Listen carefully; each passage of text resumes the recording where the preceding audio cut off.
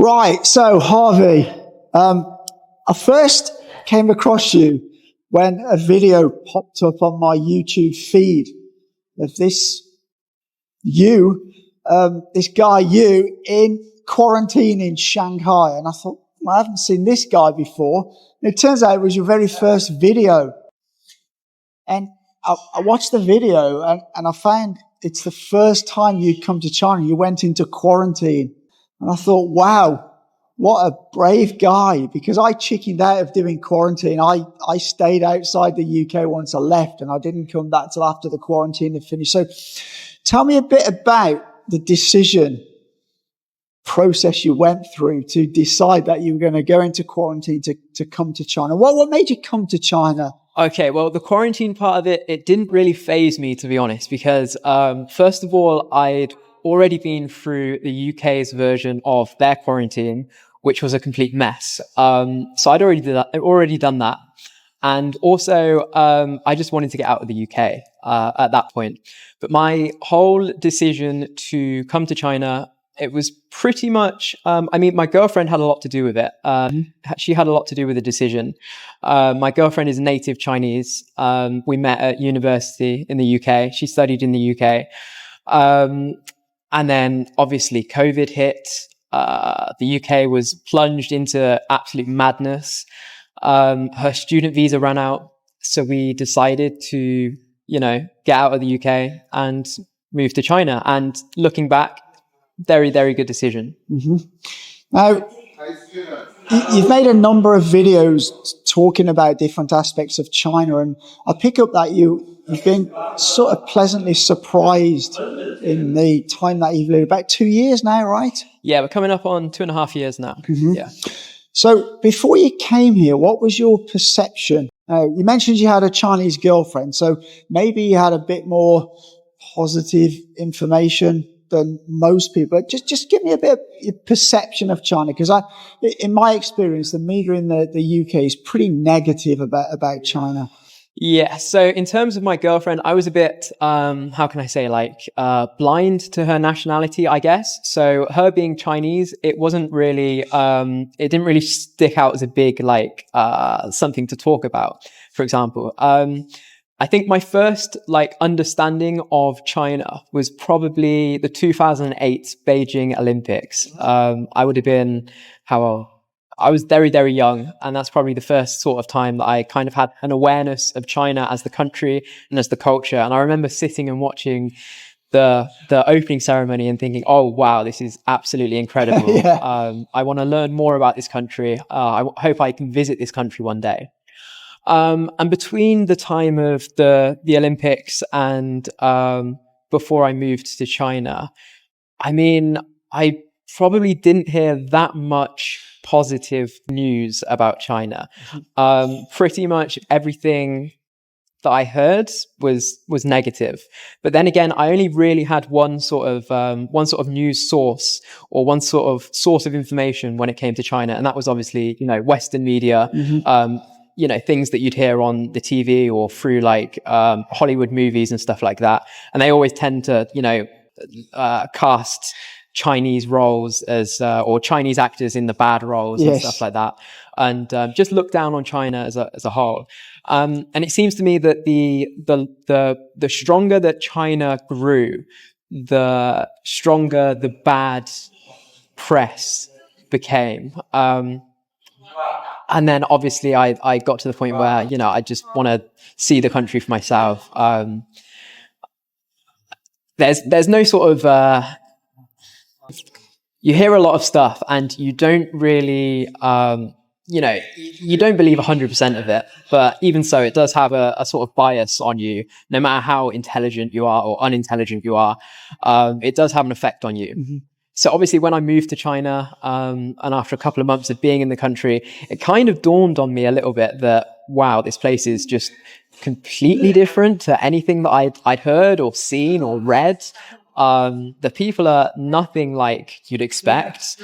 The government is nothing like you'd expect. You don't get, locked up for, saying something bad about someone or about the government or something like that, or about how things are in the country. So it was kind of an eye-opener, to be honest, after living here for a couple of months. Yeah. What was the decision behind vlogging your experience right from the start? Well, actually, I stumbled across, during quarantine in the UK, I mean, people were just sat at home all day, watching YouTube and all of that. And I stumbled across one of my friends, she's a friend now, but a channel, Catherine's channel.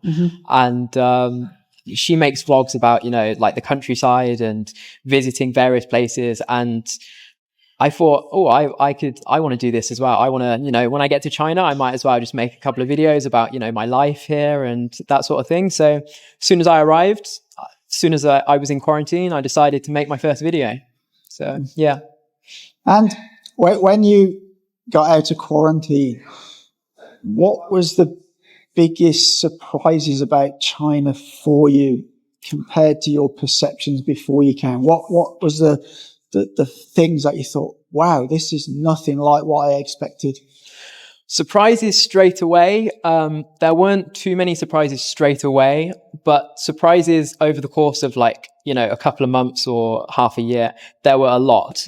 But I mean, I hadn't really done that much research into the country before I came. So, I remember being here and, starting to research it a little bit more and see more of the landscapes and the different areas. I'm thinking, wow, this country is actually absolutely massive. It has, every sort of terrain, every sort of landscape possible. So I started making travel vlogs. But surprises over the 6 to 12 month mark. The biggest ones were probably the people. I mean, the people are a lot different to British people or European people. I lived in the south of China for a year. I lived in a place called Foshan in Guangdong province. And the people there, very, very, very friendly, very, very warm. They'll go out of their way to help you, even if it inconveniences themselves. If they can help you or help a foreigner, and help you have a good time in their country and feel at home and feel welcome, then they will do that. They will go out of their way to do that. I can't really say the same about people in the West. I'd say that people in the West will only really help you if the majority of people will probably only help you if they can get something out of it. As long as it's not like your life is being threatened or you urgently need medical help or you've been hit by a car or something. I'm not saying that because then people will come and help you, but just the small things like, if you're a foreigner in London, you go up to someone and you ask them for directions, they probably won't stop. They'll probably just walk straight past you. China's not like that. People are very, very different. They'll stop and, make sure you get to the location that you need to go. So, yeah. Yeah, I find Chinese people are very, very helpful for sure. I've been in situations numerous times where, I've been trying to explain something or trying to get something and somebody just walks up and says, oh, can I help you? I can speak. Or I've even had people asking for directions. They take you there, you know. It's like, they really are sort of super friendly, helpful people. Now, I've watched most of your videos and you made a video which I guess many people will think is quite controversial, where I think the title was Why I Will Raise My Children in China. And you talked about some of the social issues in China compared to the West. So what do you think of those positive things? Just tell the audience a bit about what you talked about in that video. So that video, me and my girlfriend are probably coming to the point where we will think about, that decision in a couple of years' time. So my feeling at the moment, as I mentioned in that video, is why, if you have the option of raising your kids in Chinese society or British society, why would you raise them in British society over Chinese society? Weighing up all the positives of Chinese society compared to British society, there's only one, it's an easy choice for me personally anyway. Things like, for example, opportunities for young people. So obviously I'm an expat in China, so I have more opportunities maybe than the regular person. But back home in the UK, I mean, just the average person, the average young person these days, they don't really have that many opportunities. The cost of living is terrible, absolutely terrible. People are spending, I mean, 50 or 60% of their monthly salary on, rent and living costs. They're saving very, very little.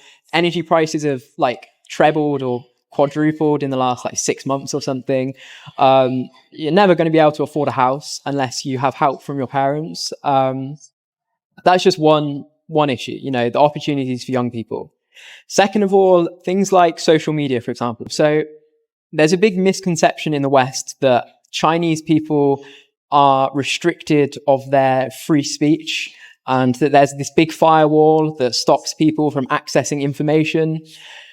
And that's not completely true. The firewall exists, but not in the way that people from the outside think it exists. Looking on Western social media like X, Twitter, Facebook, the misinformation flying around there, like TikTok, for example, you get shown videos of young girls doing like eating disorder challenges and things like that, and just really, really strange stuff that's not good for society. Chinese society, the Chinese government, the firewall, why would they want all of that crap in their, internet space? Sure. If they can filter that out and keep that out, then, why would you not do that? So the firewall isn't really to, keep the Chinese people out of or restrict them from having information. It's kind of just to keep the West and the Western tech companies and all of that rubbish. It's to keep that away from Chinese society. And to be honest, looking at the two societies, it seems to be working. So that's just another point. Can't remember what I mentioned in that video. I think drugs was something that I raised, like in the streets and safety. Obviously, everyone knows by now how safe China is, and Asia in general. I mean, you can't walk down London as a female. A female can't walk down the streets of London or many big cities after the time of like 8, 9 o'clock or when it gets dark. Here in China, there's loads of videos of people feeling safe at 2, 3, 4 o'clock in the morning. Most cities are vibrant. They only really get started around that time. You go out for street food and... Shanghai, where we are now, it's a city of maybe 30 million people. And it's not uncommon to see a young girl walking at 11 p.m., 12, p.m., holding the latest... expensive and $1,000 phone. They'll be buried into their phone, and without they don't need to have the that slightest worry about somebody attacking her for it. Exactly. Now, I have a friend back in the UK. He's like 38, 40 years old. He was walking home from a nightclub, not in a big city, just in a rural place, but not in a big city. Got attacked by 3 guys, stole his phone, beat him up.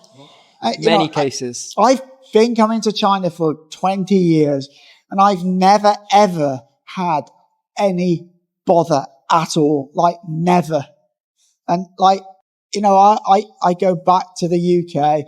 I'm nervous if I'm in a big city. I'm generally thinking, it's getting a bit dark. I need to be getting in because I'm nervous about the situation. Whereas here, not so much now, but when I first come here, I'd go to clubs in Shanghai. It'd be 3 a.m. It's nothing. I'm just strolling home back to my apartment. I might be a bit tipsy. I've had a few beers. Never even crossed my mind that I might get attacked or anything, because it just really, if it does happen here, it is very, very seldom. It's a very, very sad state that the UK is currently in. And to be honest, it doesn't look like it's going to get better anytime soon. So, I mean, many people commented on that video specifically, saying, you're selfish. Like, you should stay in your own country and help to fix the problems and build it up. And to be honest, when you're, thinking about a future family, you have to be selfish. I don't want to raise my family in, that sort of situation when I can take them out of that and, put them in a better situation. So yeah, I mean, we have an election coming up very soon in the UK, and I won't vote because I won't be there. But honestly, I would have no idea who to vote for. I honestly feel in the UK there really needs to be a new radical party with some new ideas, because the two main parties are pretty much the same. And, I really feel Western democracies, personally, I feel they don't work for their populations. You have to make the question. It comes to the point where you're questioning whether this is actually the best way of doing things. I mean, you look at the other systems of governance around the world, like in China, for example, it's a meritocracy. People that want to lead, they start at the bottom, they work 30, 40 years, all their lives through various positions, in various different areas, various different provinces with various different people. And, they always do what is best for the people and best for the country. In the UK or the West or America, I mean, anyone can become the leader with enough money, with enough endorsements.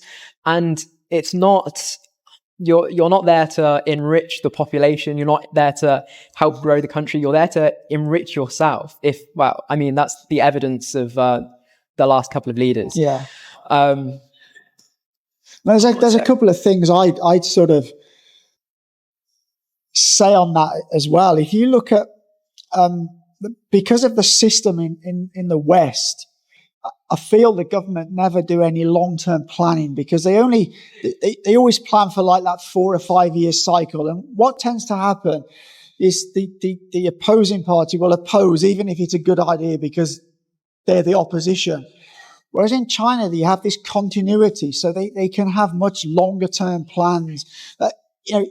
Take for instance the UK, the NHS is sacrosanct. It always becomes a political football, but really that should be taken out of politics. It should be a cross-party thing. Well, you don't actually have those issues here in China, and I would always argue that the West argue that a democracy is better. So I always would throw back. Okay, look at the case of India and China. In 1980s, the India and Chinese economies were similar sizes. Yeah. They're both similar sized populations. You look at today, there's virtually nobody in China in extreme poverty. They've all been lifted out of extreme poverty. There are still poor people in China, no doubt. But you're going to get that in every society, because there's people who are prepared to work harder. There's people who are more lazy. But if you look at India, they still have hundreds of millions of people in extreme poverty. Their economy is about 1/7 the size of China's. So I find it difficult to understand how the West can then say, oh, this democratic system of the West that India have embraced is better, because, to me, the results speak for themselves in China. They have amazing infrastructure. They have a pretty peaceful society. Do India have that? No, they don't. And yet they've embraced that Western democracy. Personally, I think Western democracy is just a sham. You've just alluded to the fact that it doesn't really matter how qualified you are, how much experience you have. It all matters about how much money you have. And I think that's very, very sad. So let's move on to tell me about what you think about the infrastructure and transport here in China compared to the UK. I had never experienced anything like it. I mean, when I first came to Shanghai, and when I first got on a bullet train, I was like, my mind was blown. Like, I was like, why can we not have this in the UK? I mean, we've been trying to build HS2 for 20 years or something. They've scrapped it now, right? Part of it, right? I've stopped following it. But it's a mess.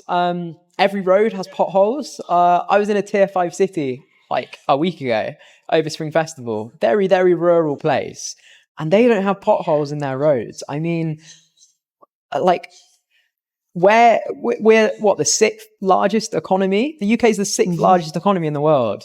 and we can't afford to like fill up the potholes. We can't afford to lay some railway track. Like, it's just a complete mess. The trains are incredibly expensive just to go up the roads. It's cheaper to fly to Spain, than it is to go from London to Manchester. It's ridiculous. It is. And it obviously has a trickle-down effect on the rest of the country, because all of those areas in the UK that used to, people used to holiday in various places around the coast. Why would people spend £150 to get a train ticket to go there and spend their money there, when they can just hop on a £30 return flight to Spain and spend their money there instead? I mean, yeah, the infrastructure in the UK is just non-existent. The north is completely disconnected from the south. Yeah. So many Westerners would say, though, that, China has spent all this money on this high-speed rail, hundreds of billions of dollars to build it all, and it doesn't make money. They lose money every year. What would you say to those people? So that's very, very interesting, because firstly, I don't know where they're getting those statistics from, because some lines, maybe most of the lines, I don't know, I haven't researched it that thoroughly, but some of the lines will recoup the investment, okay? Directly recoup the investment. Secondly, the train lines and the bullet trains and all this track, this bullet train network, it generates income indirectly. So if people can, hop on a train and be in Beijing from Shanghai in 4 hours or under 4 hours and go and do business in Beijing, that is then, giving a boost to the economy in some way, indirectly, that only came because of the bullet train track. Also, it's important to note that China is a 5,000-year country. China is a 5,000-year society, okay? So laying this bullet train track, it's not for, they don't need to see a return on investment in, like straight away. They don't need to see a return on investment in 2, 5, 10 years. If it returns its investment in 50 years, then that's good, It's a 5,000-year country. 50 years to China is nothing. Yeah. This is the problem with a lot of infrastructure in the UK. They think it needs to make a return like instantly. They don't have this forward thing. It's basically because a lot of the Western governments are pretty much bankrupt. I think the UK is up to sort of over £2 trillion in debt now. The US, they've just gone over $34 trillion. It's going to cost the US $1 trillion a year to finance their debt. Okay, the US are in the sort of privileged position that currently the dollar is the world's reserve currency, so they can print as much as they want. That's very quickly changing. Although it will take some time, it is changing. So let's get to something that's probably a bit more controversial here. What do you think are negative things in China? What do you see as a negative? What don't you like? Okay. To be honest, there's not many. But I would say that there is still room for improvement with integration of foreigners into society. So expats that come here, sometimes we do have to go through a lot of bureaucracy and a lot of paperwork to even, renew residence permits and things like that. And I understand that China has these systems in place. They're very stringent, and it's to make sure that they only let the people in that they're supposed to let in, and that need to be here. But sometimes it can be a lot more difficult than it really needs to be, in terms of paperwork and things like that. That's one negative. Another negative, I'd really have to think hard, to be honest. I'm not too sure, if I'm honest with you. Nothing jumps into my mind. Negatives in Chinese society, because I've come from a place where there are negatives wherever you look. So I'm in a privileged position now where there are really things that may be negatives to other people, they're not negatives to me. Maybe in 10, 15 years, if I'm still in this country, which I probably will be, I don't know, we'll see. But there might be a couple more negatives then. But at the moment, I really don't see that many. Yeah, there's a couple of things I'd like to say there. So the first thing is that for me, also the visa issue is a bit negative.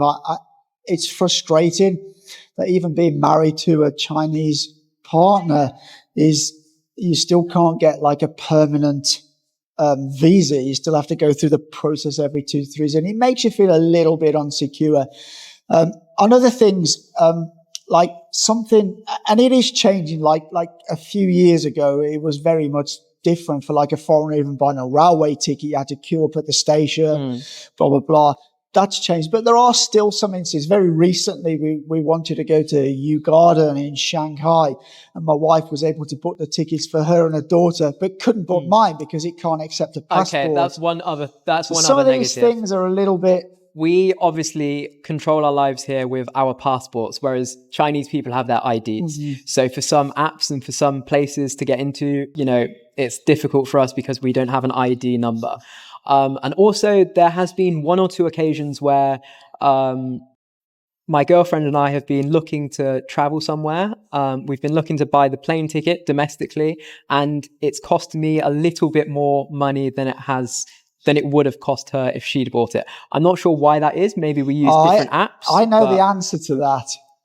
So I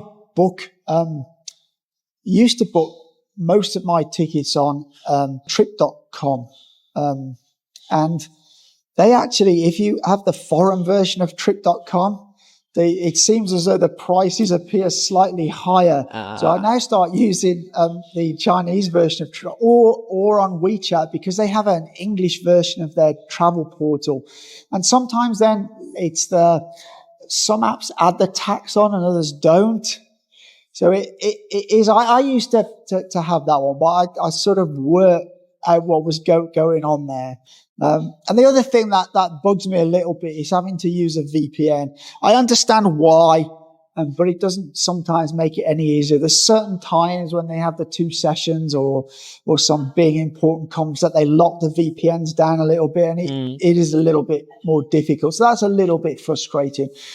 I sometimes see foreigners who come to China and they complain about everything. And I think sometimes those foreigners forget you're actually a guest in China, right? And I think it's not for foreigners to try and change things. How would you feel if a load of Chinese people come to the UK and says, oh, you've got to start doing this because we don't like it, blah, blah, blah. It's not our place. We can recommend things, but it's not our place to say, oh, you must do it like this or you must do it like that. And I think there's some foreigners who do take that attitude. And I feel that's a very colonialist attitude to have, especially considering like UK history and China history. I think that's definitely the wrong attitude to have. 100%. I do too, So in your opinion, we'll start wrapping this up now because we're going on a bit, but do you feel you have a much better standard of living here than you would if you were living back in the UK? I do at the moment because the cost of living, as I mentioned, in the UK is very, very, very high. I'm able to save a lot more money here than I would be able to if I lived in the UK, for example. If I lived in the UK, then I would probably be living in London, and it would be incredibly difficult. It's incredibly difficult for most people to, survive in London. Even those with good educational backgrounds or earning a good amount of money. Still, London is very, very expensive. If you live outside of London, then, most places are run down. It's not very nice to live, other than maybe Manchester. So I think that kind of has an effect on your, your mind as well, and your psyche and your day-to-day living. If you're surrounded by, if you're living in a horrible place, then that obviously has an effect. Whereas China, even tier 5 cities, even, the rural areas, so the rural areas are beautiful, but even like tier 5 cities, they have, top notch infrastructure. They all have like subway systems. Yeah. It's definitely the standard of living. I hear this a lot in my comments. They go, oh, but you're only showing Shenzhen and Shanghai and Beijing, and anything outside that is just terrible. That's actually not the case. I've been to some like fairly rural areas. And I'm thinking, wow, this is really nice. They have good roads. They have, maybe they don't have a subway system because they're not big enough, but they have some nice facilities. I've been to many sort of smaller, I've traveled fairly extensively around China, and some of the stuff I've seen is like, wow, mind-blowing. it's, it really is. and, and you actually live in a very nice part of Shanghai, don't you? And it's considerably cheaper than if you were living in a nice part of London, right? It is, yeah, definitely. Yeah. So, I miss living in Shanghai. So, something else I'd like to ask you. Many young people, you're quite young, you're 27 years old, you're a very smart guy. So a lot of young people, they have a gap year generally in their university education in the West, or between their degree and their masters. And they will often travel to Southeast Asia. But many of those don't consider China. What would you say to some of those young people? Well, first of all, why do you think they don't consider China? And then maybe what would you say to them to, you should consider China? So I think they don't consider it because simply because of the perception of China at the moment is still very, very negative in the UK and in the West. That goes without saying. The perception of the average person's perception of China is very negative. So you don't really see a good side of China when you're living in, the UK or the West. So if I was in, a young person's position that's just about to go on a gap year, they probably think, why would I risk going to somewhere that's going to lock me up if I do something, or, I can't access social media, or, I have no rights, or it's dirty or polluted or something like that. Those are all the things that are thrown around about China. So they might think, why would I risk going to that place and suffer all of those consequences instead of, going somewhere like Japan, for example, that has like amazing PR and, everyone just says that Japan's the greatest place ever, even though most people have not experienced Japan or know anything about Japan's history. So yeah, but what I would say to those people is, definitely give it a chance. Go on YouTube and look at other vloggers that have gone to China and experienced China for the first time, and look how mind blown that they've been. And many of them have, without even leaving the country, have already decided to book another ticket and to come and visit again.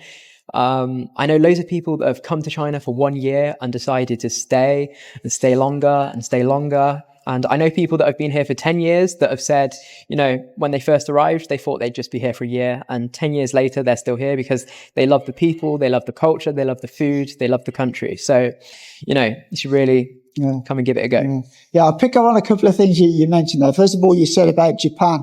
And I find it amazing how you have the vloggers in Japan, and they make very similar vlogs to the vloggers in China, yet they don't get all the negativeness. And I find, why, just because it's China, do we have to suffer all this negativeness all the time? I find that unbelievable. And the second one, you mentioned social media, and I think that's very important, especially for young people from the West. They live their life on social media. It's very important to them.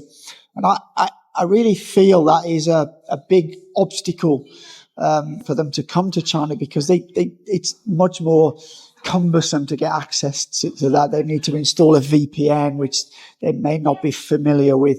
And I think it would be an easy solution would be to have, when they land at the airport here, that they could buy a SIM card for 2 weeks or 1 month or however long they stay. And that allows them access to that. Like if you buy a SIM card in Hong Kong, you can access all your media within mainland without a problem.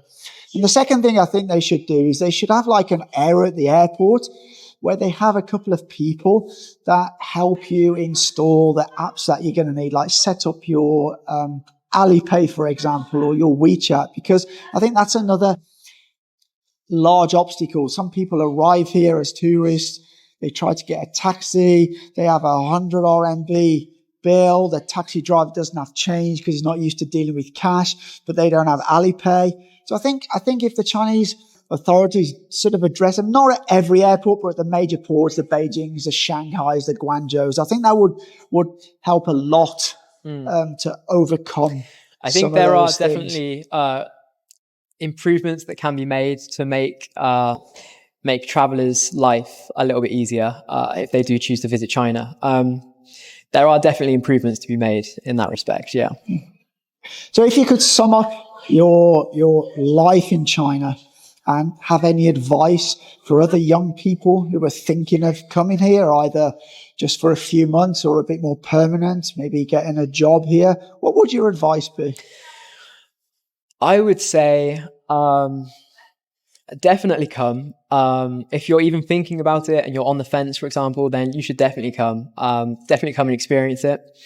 There really are no downsides to coming and visiting China and just experiencing another culture, a culture that's so old and has so much to it.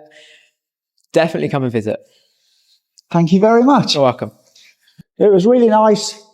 Oh, there's the show. It was really nice talking to Harvey. He's a very smart young man and he's living the life, and best of luck to him. He has a great channel. He's made some great videos. I will leave his channel in the link in the description. And please go and check him out. He's a very smart young lad. Go and look at his videos. And as always, for now, take care.